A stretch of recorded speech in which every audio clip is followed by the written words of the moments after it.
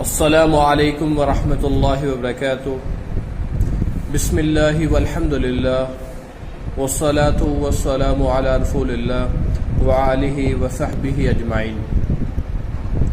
سب سے بہترین ذکر، سب سے بہترین دعا جو آج تک کہی گئی اور تمام انبیاء کی پسندیدہ دعا، اور حضور نے یہاں تک فرمایا کہ آج تک جتنی بھی میں نے اذکار بتائے ہیں ان سب سے بہتر یا پہلے نبیوں نے بتائے ہیں، وہ ذکر یہ ہے۔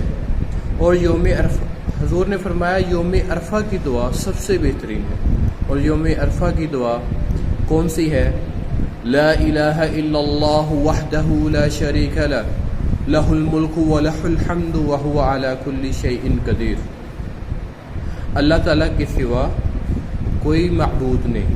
لا الہ الا اللہ وحدہ، وہ ایک ہے، لا شریک لہ، اس کا کوئی شریک نہیں، لہ الملک ولہ الحمد وہو علی کل شیء، اسی کے لیے بادشاہت ہے اور اسی کے لیے تعریف ہے اور اسی کے لیے وہ ہر چیز پر قادر ہے۔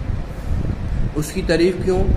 کیونکہ جب ہم دیکھتے ہیں کہ کوئی انسان کوئی چیز بناتا ہے، کوئی چارپائی بناتا ہے، وہ لوہے سے ایک چیز کو دوسری چیز میں کنورٹ کرتا ہے، لیکن اللہ تعالیٰ کی تعریف یہ ہے کہ اس انسان کو بنانے والا بھی وہی ہے اور اس لوہے کو بنانے والا بھی وہی ہے۔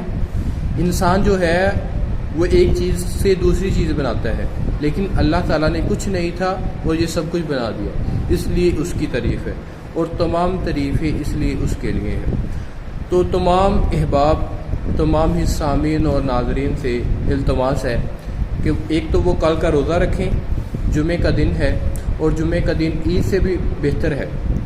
یہ جو میں نے آپ کو روایت پیش کی ہے یہ صحیح ترمذی 3585 میں ہے، لا الہ الا اللہ وحدہ لا شریک لہ لہ الملک ولہ الحمد وہو علی کل شیء قدیر۔ اسی طرح یوم عرفہ کا جو روزہ ہے، حضور نے فرمایا مجھے اللہ تعالیٰ سے امید ہے کہ یہ 2 سال کے گناہوں کے کفارے کا سبب بنے گا۔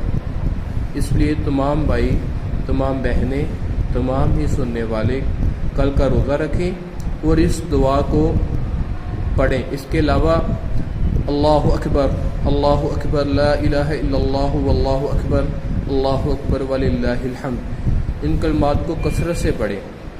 السلام علیکم ورحمۃ اللہ وبرکاتہ۔